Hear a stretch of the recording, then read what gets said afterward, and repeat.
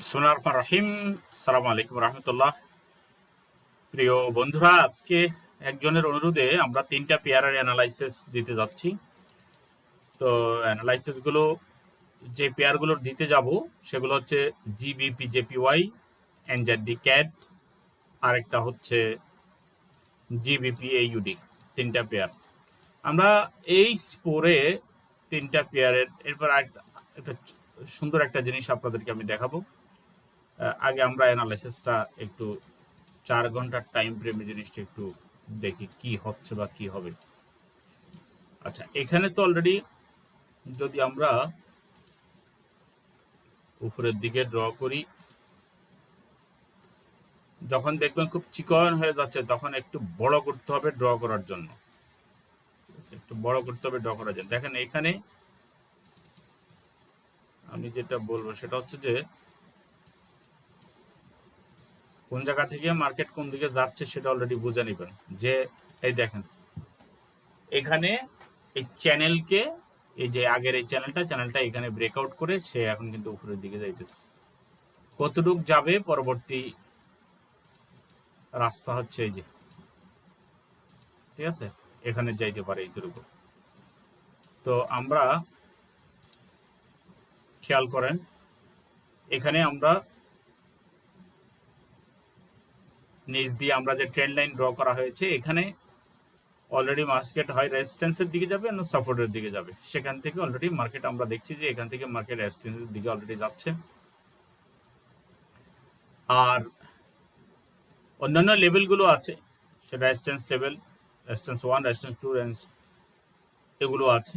যদি আমরা অন্যান্য জায়গাতে 3 পর্যন্ত দিয়ে থাকি, এখানে রেজিস্ট্যান্স 2 পর্যন্ত আমরা দিয়েছি। তো এটা হচ্ছে জিবিপি এইউডি। তবে আমরা যতটুকু দেখতে পাচ্ছি যে এখানে যেহেতু ট্রেন্ড লাইন ভেঙেছে, সেক্ষেত্রে মার্কেট উপরে যাওয়ানোর সম্ভাবনা আছে। এবং ডেলিতে যদি দেখি একইভাবে, ডেলিও কিন্তু ওইখানে হচ্ছে স্ট্রং রেজিস্ট্যান্স লেভেল। ওই রেজিস্ট্যান্স লেভেল 91-14 পর্যন্ত মার্কেট গিয়ে থামবে। এটা হচ্ছে ফার্স্ট টার্গেট, তাই না? এটা হচ্ছে টার্গেট। তেমনিভাবে যদি এনজেডি ক্যাড আমরা দেখি, এখানে যদি আমরা একটা চ্যানেল ড্র করি, ব্রেকআউটের জন্য আমরা একটু অপেক্ষা করব। যখনই আমরা এন্ট্রি নিব আমরা একটু ব্রেকআউটের জন্য অপেক্ষা করব। খেয়াল করেন ঠিক ওইটার মতই কিছুটা, দেখেন এটার মতই কিছুটা হলো। আমি বড় করেন, এই দেখেন এখানে ব্রেকআউট হয়েছে। দেখেন এখানে বারবার এই জায়গার মধ্যে চ্যানেল ছিল, কিন্তু এখানে ব্রেকআউট করে ফেলছে। এখান থেকে এখন আসতেছে কোথায়, ছোট করি এবার, দেখেন মার্কেট আসতেছে এখানে। একটা করতে পারলে আরো অনেকগুলা করা যায়, ঠিক আছে।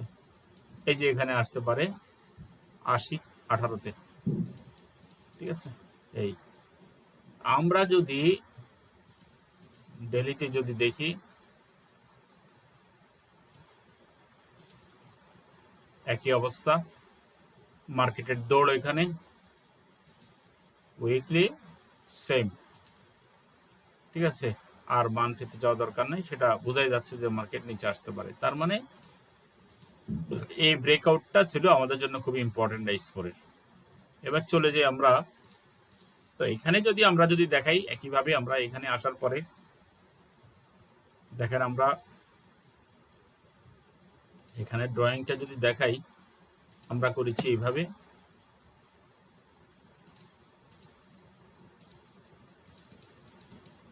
এনজেডি ক্যাড, এবং এখানেও দেখেন ঠিক এটাতেই করেছে।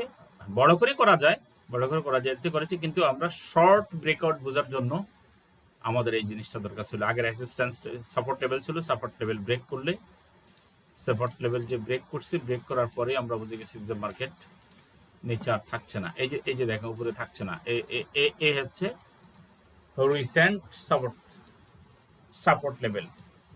সেটা অতিক্রম করে যখন নিচে চলে আসছে, হ্যাঁ, তখন এই যে একটা জিনিস দেখেন, এই যে লাইন চার্টে দিলে আমাদের এখানের যে ক্যান্ডেল সেটা দেখা যায় না। আসলে এগুলো লাইন চার্টটাই, এগুলো একটু মূল, এটা একটু মাথা রাখবেন। লাইন চার্টের ব্যাপারটা কিন্তু খুব ইম্পর্টেন্ট, ঠিক আছে। আচ্ছা, এরপর আমরা চলে যাই জিবিপি জেপিওয়াই। আমরা এখানে একটা ড্র করলাম, এভাবেও করতে পারেন, যেহেতু নিচে 2-3টা জায়গা মিলে গেছে। এখন খেয়াল করেন, এই যে দেখেন ব্রেকআউট লেভেল, এই যে ব্রেকআউট লেভেল। তো এখন ব্রেকআউট লেভেল যেহেতু ব্রেকআউট করেছে, তাহলে কোথায় আসতে পারে মার্কেট?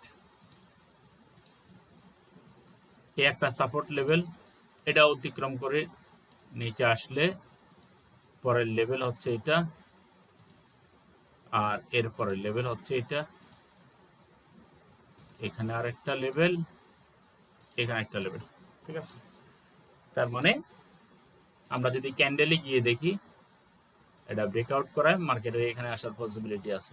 এখন আসেন আমরা ডে ওয়ান, যেহেতু অন্তত এই যে দেখেন এখানে কালকে ছিল বুলিশ ক্যান্ডেল, আজকে এখানে আসছে। বাট একটা জিনিস মাথায় রাখবেন, মান্থলি কিন্তু আমাদের এখানে বুলিশ, ঠিক আছে। তাহলে উইকলি এখানে এই যে মান্থলি বুলিশ হয়েছে, কিন্তু এই উইকের এবং একটা ভালো একটা রেজিস্ট্যান্স টেবিলে গিয়ে ওভারবট একটা লেভেল থেকে মার্কেট নিচে আসতেছে, ঠিক আছে। এবং উইকলিও একটা অলরেডি এখানে একটা সাইডওয়ে তৈরি করেছে, একটা রেজিস্ট্যান্স জোন এটা বলতে গেলে ওই জায়গায়। তো আমরা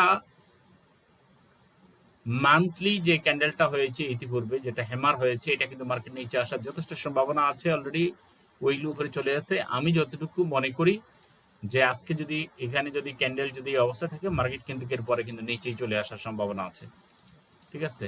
আমি মনে করি যে মার্কেট নিচে আসার সম্ভাবনা আছে, তবে আজকেই নয়, এবং এই সপ্তাহের মধ্যে মার্কেট নিচে আসার সম্ভাবনা আছে।